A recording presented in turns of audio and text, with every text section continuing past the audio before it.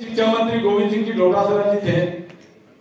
मैं आपको बताना चाहूंगा वो वेलेंटियर भी थे, अपने संगठन के भी थे और विशेष तौर पर तो मेरे भी थे। उन्होंने विधानसभा में भी अपना मसला रखा था, क्यों पिछले में देवनानी जी थे, उससे पहले वो अपने से टकराव रखे। मैंने उनको कहा थोड़ा बहुत, तो वो गर्म हो गए, नाराज हो गए, कुछ अपने साथ बुरा भी किया।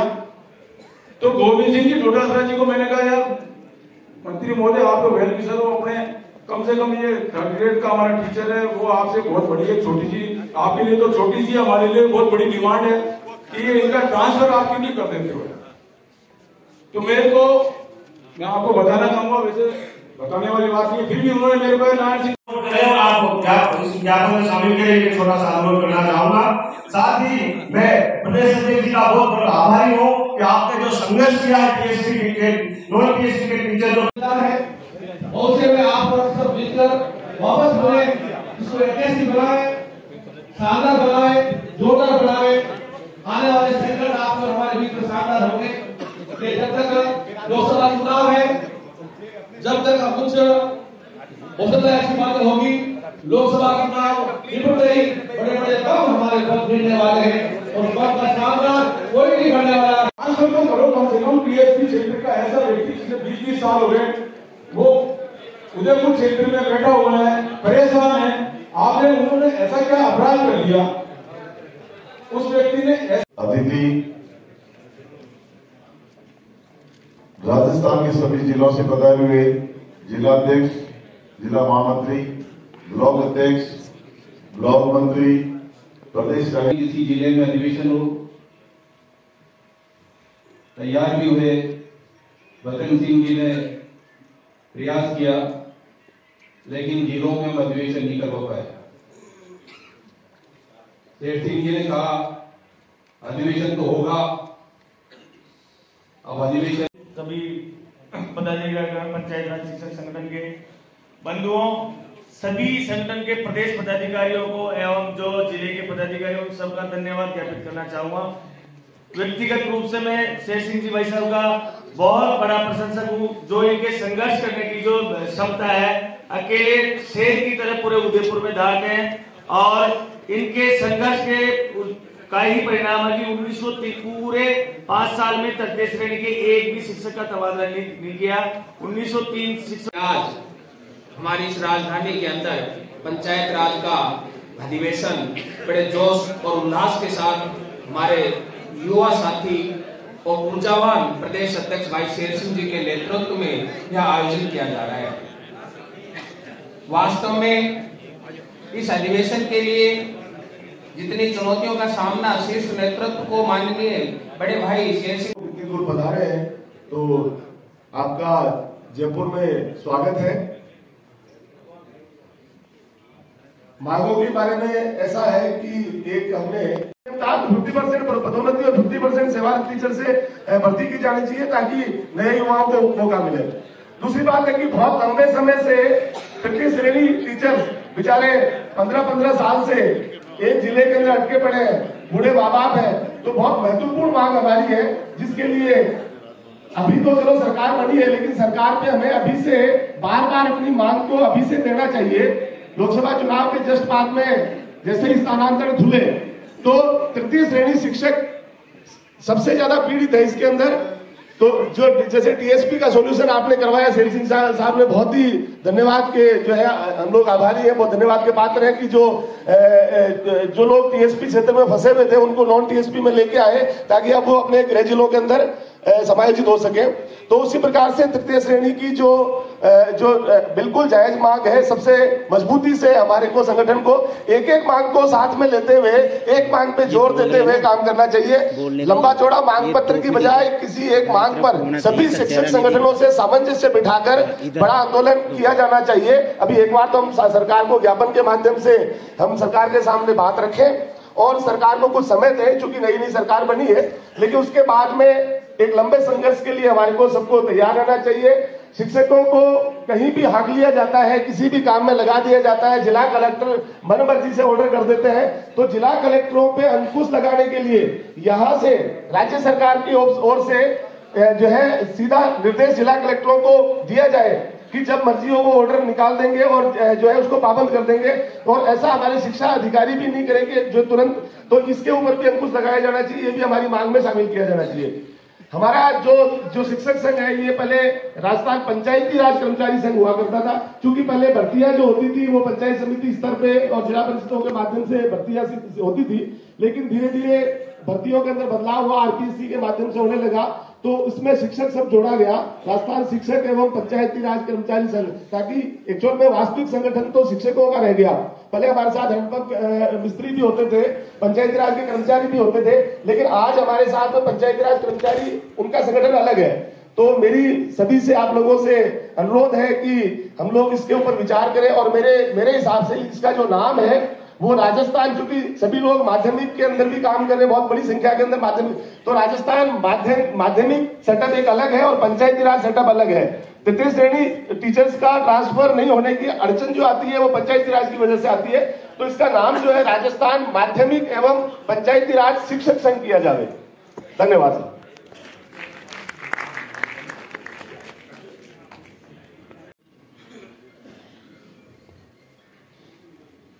सम्मानित मंच, हमारे जुझारू प्रांतीय अध्यक्ष श्रीमान शेर सिंह जी और सबसे सक्रिय प्रदेश महामंत्री श्री राजेश शर्मा साहब, हमारे संरक्षक भाई मूलचंद जी गुजर साहब, जी शर्मा नारायण जी, तमाम विराजमान हमारे सभाधीश भवराम जी जाकर, तमाम विराजमान साथी, मैं ये कहना चाहूंगा कि मैंने उदाहरण दिया था, किसान जब अपना फसल जब मंडी तक ले जाता है तो बहुत सारे बीज नीचे गिर जाते हैं। हम जयपुर से रवाना हुए, जोधपुर से घर से रवाना समय में आने के लिए, लेकिन हमारे से आधे साथी रास्ते में भी कुछ बाहर बैठे हैं। ये बड़ी शर्मनाक बात है। हम जिस उद्देश्य से आए हैं, जो हमारा आज पावर उद्देश्य हमारे मांग पत्र है, उसको ओपीएस की लोन, एनपीएस की लौटेंगे, जो आर्थिक योजना है वो शायद कम होगी, बहुत सारे बदलाव आएंगे, जिसके लिए आपको सड़कों पे आना पड़ेगा, और उसके लिए संघर्ष समिति के सहयोग नाते मैं आपके लिए तैयार रहूंगा सड़क पर, और आपका आह्वान करूंगा। आप यदि साथ रहेगा तो साथियों हम उसको वापस सरकार को झुकाने के लिए मजबूत करेंगे। और मेरा पूरे आग्रह है, हम इस संगठन को मजबूत करें, हम जिला और ब्लॉक को मजबूत करें। संगठन 3 और ब्लॉक की जिले एक्टिव होंगे तब ये भरे जाएंगे, नहीं तो जो ये संख्या आप हमारे जिलों में देखो, चाहे उदयपुर हो, चाहे अलवर हो, चाहे जोधपुर हो, भरी रहती है। आज हम सब मिलकर भी इसको भर नहीं पाए, ये बड़ा विषय सोचने का है। भाई और बहनों, निश्चित रूप से पाली में किन्हीं कारणों से अधिवेशन को स्थगित करना पड़ा, और हमारे दोनों ऊर्जावान साथियों ने, जयपुर की सारी टीम ने मिलकर बहुत कम समय में अर्थाभाव से जूझते हुए एक दृढ़ संकल्प के साथ इस कार्यक्रम को आयोजित किया। मैं मेरी तरफ से उनको बहुत बहुत शुभकामनाएं देता हूं और बधाई देता हूं कि इस संगठन का चरित्र और इतिहास रहा है कि जब जब भी संकट आया है, संकट के दौर में हम एकजुटता से और मजबूती के साथ प्रयास किया है। इसलिए आज भी ये अखंड है और एकता लिए हुए, ये सबसे बड़ी तारीफ है। नाम परिवर्तन का भी जो सार्थक सुझाव आया, आप सब लोगों ने ध्वनिमत से उसे पारित किया, क्योंकि हालात और परिस्थितियां 59 से लेकर पंचायत राज का जब गठन हुआ था 2 अक्टूबर से आज बहुत अलग अलग तरह की हो गई है, और जो कार्मिक हम लोगों के साथ जुड़े हुए थे उन्होंने अलग संगठन बना लिए। इसलिए जरूरी था कि इसको अब एक शिक्षा। मैं आपसे एक निवेदन करना चाहता हूं कि परिवार में जिसे मुखिया चुना जाता है, उस मुखिया को मान सम्मान देना हमारा परम कर्तव्य है।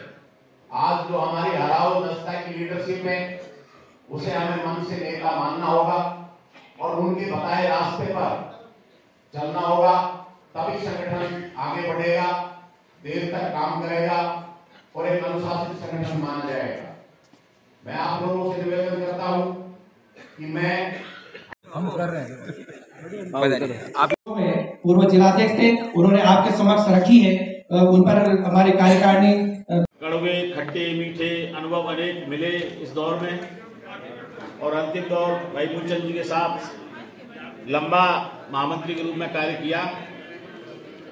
मेरी और मूलचंद जी दोनों हम सेवानिवृत्त हो गए हैं।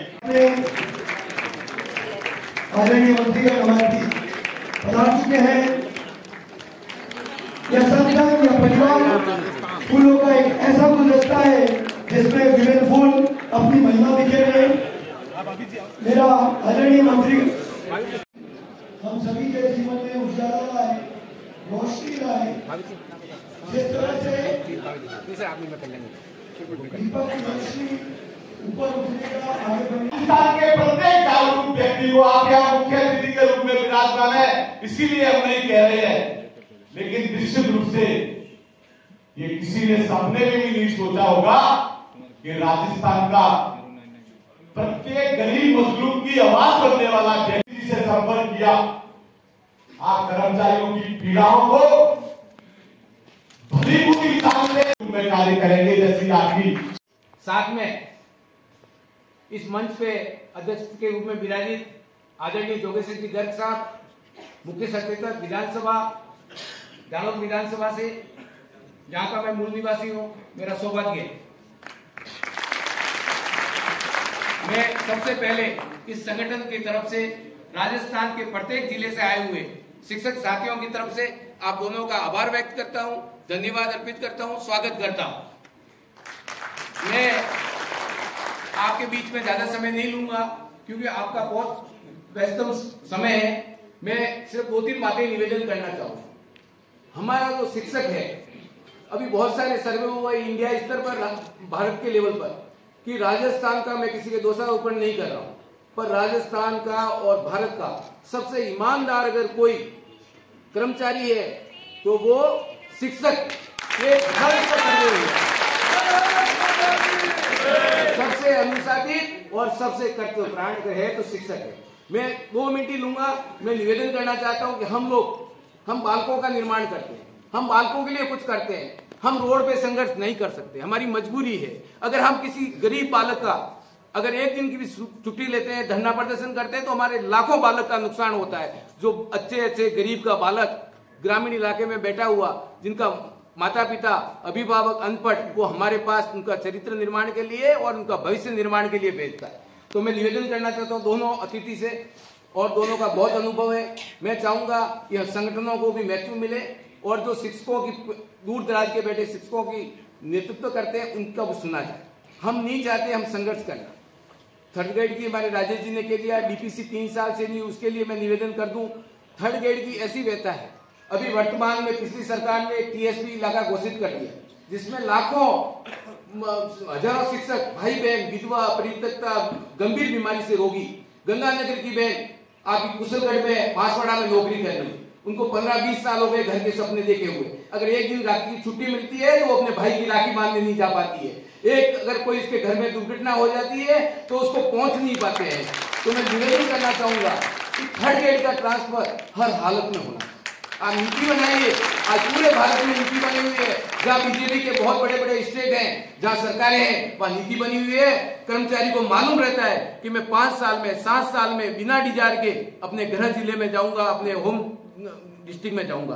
तो मेरा निवेदन रहेगा, मैं ज्यादा कुछ नहीं कहते हुए ज्ञापन के माध्यम से आप सभी की मांगे राजेश जी ने दोनों अतिथि महोदय को दे दी है और अपन निरंतर संपर्क में रहेंगे। मेरा आप पधारे उसके लिए बहुत बहुत धन्यवाद। मैं राठौर साहब को एक लास्ट में निवेदन करना चाहता हूं। पता नहीं क्या दोग है, संजोग है, जब मैंने उदयपुर में सम्मेलन किया तो आपको निमंत्रण दिया, उस समय आदरणीय आपके अजीत मित्र दिगंबर सिंह साहब की मृत्यु हो गई थी और आप नहीं आ पाए। और आज भी किसी व्यस्तम कांड में ऐसा लग रहा था नहीं पधारेंगे, पर अपने लिए आदरणीय मैं महासंघ के प्रदेश अध्यक्ष जी महावीर जी का भी आभार व्यक्त करूंगा कि सुबह से शाम तक हमारे लिए लगे रहे। और मैं उनसे भी निवेदन करूंगा कि मेरे बाद में 2 शब्द जरूर बोलें, अतिथि को ये नहीं लगे कि हम भी लेट हो रहे हैं, उसके बाद में सिर्फ अतिथि बोलेंगे। महावीर जी से आमंत्रित करता हूँ। सभी का धन्यवाद, आभार, जय हिंद, जय भारत। मंच पे विराजमान राजस्थान के कर्मचारियों के मसीहा, ये कहूँ तो हमारे राजस्थान की विधानसभा में मुख्य सचेतक की भूमिका में सम्माननीय गर्ग साहब, मोहन जी भाई साहब, शेर सिंह जी, राजेश जी, सिंधु सिंह जी और राजस्थान के कोने कोने से पधारे समस्त गुरुओं को मेरा सादर प्रणाम। साथियों, मेरे समय सीमा साहब ने बांट दी है, 2 मिनट का समय है। मैं तो साथ ही निवेदन करूंगा, हमारा महासंघ राजस्थान के सर्वाधिक कर्मचारियों का नेतृत्व करता है। हम झूठ नहीं बोलेंगे, 8 लाख 10 लाख लेकिन जो 3600 ग्रेड के नीचे के या 3600 ग्रेड तक के जितने भी कर्मचारी हैं उन सब का नेतृत्व करने वाला एकमात्र महासंघ है, जिसमें शिक्षक है, पटवारी है, ग्राम विकास अधिकारी है, एएनएम, जीएनएम, नर्स, मैक्सिमम 82 संगठन है। हम लोग ग्रामीण परिवेश से जुड़े हुए हैं, हमारी व्यक्तिगत पीड़ाएं हैं और मैं तो आपसे इतना निवेदन करूंगा कि सहायक कर्मचारी से लेकर जो इनकी पीड़ा है उनको शब्दों में बयान करूंगा, सहायक कर्मचारी से लेकर भारतीय प्रशासनिक सेवा के अधिकारी तक लोक सेवक होते हैं। लेकिन माननीय मंत्री जी, पता नहीं क्या कारण है कि भारतीय प्रशासनिक सेवा के अधिकारी जो होते हैं उनकी पदोन्नति की पत्रावली 31 मार्च को रात को 12 बजे तैयार हो जाती है, 1 अप्रैल को सुबह 10:15 बजे सीएम साहब के साइनों के जारी हो जाती है। और ये जो तृतीय श्रेणी शिक्षक बैठे हैं, ऐसे ही राजस्थान में बहुत से संवर्ग है जिनकी पिछले 5 साल से पदोन्नति नहीं हुई और शिक्षक तृतीय श्रेणी शिक्षकों की अगर पदोन्नति होती है तो उस पदोन्नति में बहुत सी समस्याओं का समाधान है। जैसे इनकी पदोन्नति होगी ये सेकंड ग्रेड में जाएंगे, सेकंड ग्रेड में जाएंगे तो थर्ड ग्रेड के पद रिक्त होंगे, जिलों में पद रिक्त होंगे तो अन्य जिलों में पीड़ित साथी है वो स्थानांतरित होकर अपने आप उन जिलों में आ जाएंगे और वहां जो पद रिक्त होंगे वहां पे नई भर्ती होगी, वह युवा बेरोजगारों को भी मिलेगी। माननीय राठौर साहब, आपका राजस्थान के कर्मचारियों पे बड़ा आशीर्वाद रहा है, चाहे भैरव सिंह जी की सरकार हो चाहे वसुंधरा जी की सरकार हो, राजस्थान का कर्मचारियों का वेतन उन्नयन वेतन आयोग से होता है। शॉर्ट में नहीं करता जहाँ तक मेरा सवाल है, शेर सिंह मेरे विधानसभा क्षेत्र से हैं, इनके पिताजी ने मुझे 5 बार विधायक बनाया, इसलिए शेर सिंह की कोई बात में टालता नहीं, टाल भी नहीं सकते। देखो अपने पिताजी को शिकायत करेगा वो डर पड़ेगा। इधर हमारे राठौर साहब विराजमान है और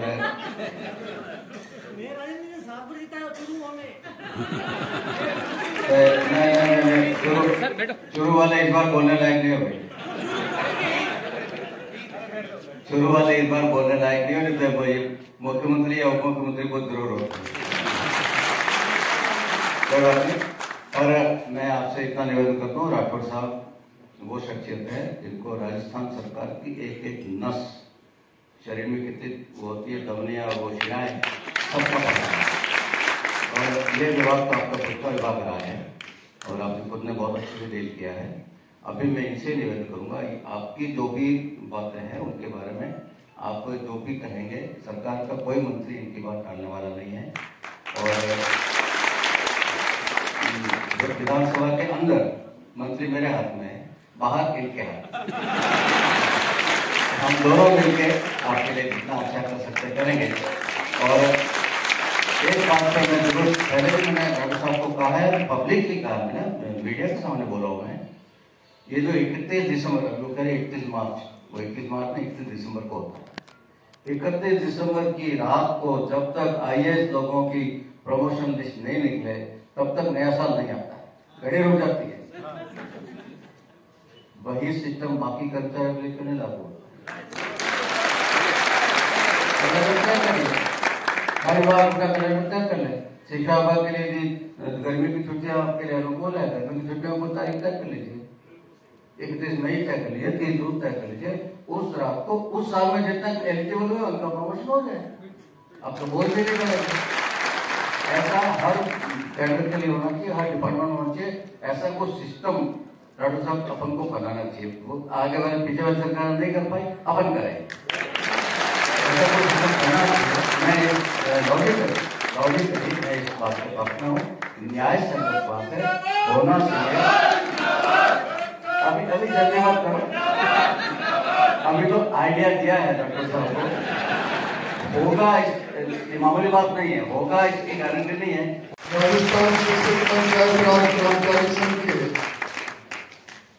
इस गरिमापूर्ण प्रांतीय सम्मेलन में अभी जिनका सार गर्भित संबोधन आपने सुना, जिसके अंदर यथार्थ और यथार्थ के साथ कुछ बदलाव की इच्छा शक्ति झलक रही थी, ऐसे हमारी पार्टी के वरिष्ठ नेता और जिनके हाथ में विधानसभा की पूरी कमान है, विधानसभा के दंडनायक सम्मान्य जोगेश्वर गर्ग जी, आपके इस शिक्षक पंचायती कर्मचारी संघ के गतिशील प्रदेश अध्यक्ष भाई शेर सिंह जी, अभी अभी जिन्होंने आपकी सारी समस्याओं को अपने भाषण में जिक्र किया, ऐसे आपके प्रदेश महामंत्री भाई राजेश जी, कर्मचारी महासंघ के प्रदेश अध्यक्ष जो सकारात्मक भूमिका में रहते हैं, ऐसे महावीर जी,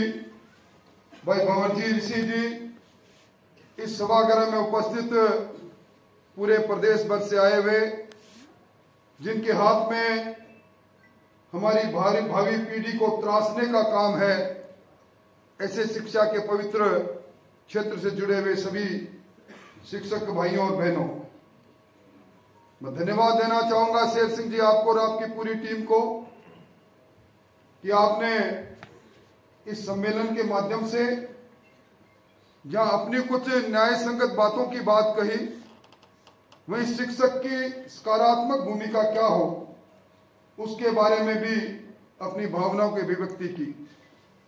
निश्चित तौर पर आप उस वर्ग से आते हो जो हमारे समाज के अंदर, जिसको गोविंद से भी बड़ा कहा गया है, गुरु गोविंद दोनों खड़े, ये बात हम बचपन से सुनते आए हैं। और जब आप लोग कोई भी बात बोलते हैं तो जमाना उस बात को सुनता भी है। और मैं समझता हूं कि निश्चित तौर पर गर्ग साहब ने छोटी किंतु बहुत मर्म की बात कह दी। अभी आपका 12-13 सूत्री ज्ञापन में देख रहा था, उन ज्ञापन के बिंदुओं पर जब मैं देख रहा था तो मुझे लग रहा था कि जो अधिकार, जो बात आप कह रहे हो, वो ऐसी कोई बात नहीं जिस पर लोकतांत्रिक पद्धति से चुनी हुई सरकार को न केवल सोचना चाहिए बल्कि नीतिगत फैसला लेना चाहिए। मैं क्योंकि आधिकारिक क्षेत्र से किसी बात को कह नहीं सकता, व्यक्ति के जीवन में व्यक्ति की भूमिकाएं बदलती रहती हैं। अब मेरी भूमिका एक संदेश वाहक के रूप में है, पर आपके संदेश की पाती को निश्चित तौर पर जिस जगह पहुंचाकर नीतिगत फैसले हो वहां पहुंचाने की बात मैं जरूर कहकर जाऊंगा। पिछली सरकार के कालखंड को जब हम देखते हैं और शिक्षा के क्षेत्र को प्रयोगशाला बना देखते हैं, और एक तो वो समय भी था जब शिक्षकों के लिए तत्कालीन कांग्रेस जी के शिक्षा मंत्री जी ने कई उपमाएं दे डाली थी, परंतु आज जब मैं देखता हूं तो बोर्ड बदलते गए विद्यालयों का। विद्यालयों में मानव संसाधन नहीं, भौतिक संसाधन नहीं, आधारभूत संरचनाएं नहीं, फिर विद्यालय उच्च प्राथमिक से छलांग लगाकर सीधा उच्च माध्यमिक बनता चला गया। विद्यालय के सामने महात्मा गांधी जी का नाम लिखकर अंग्रेजी लिख दी गई, पर अंग्रेजी पढ़ाने के लिए कोई अध्यापक नहीं। आपको जिस प्रकार के इतर काम दिए गए, मुझे जाने का मौका मिला, मुख्यमंत्री जी ने घोषणा कर दी, तत्कालीन मुख्यमंत्री जी ने, कम बच्चों को, उच्च प्राथमिक स्तर के बच्चों को शाला में दूध वितरित करेंगे। मैं जब कभी शाला के अंदर जाने का मौका मिला, मुंह बिचकाते हुए बच्चों को देखा गया, और जिस शिक्षक के हाथ में चौक होनी चाहिए, पुस्तक होनी चाहिए, पुस्तिकाएं होनी चाहिए, उसके हाथ में मैं दिया सिलाई देखते हुए वो ठोर ढूंढता देखा कि काम है इस चीज को गर्म करके विद्यार्थियों को पिलाऊं। इस मंजर को भी मैंने मेरी आंखों से देखा है।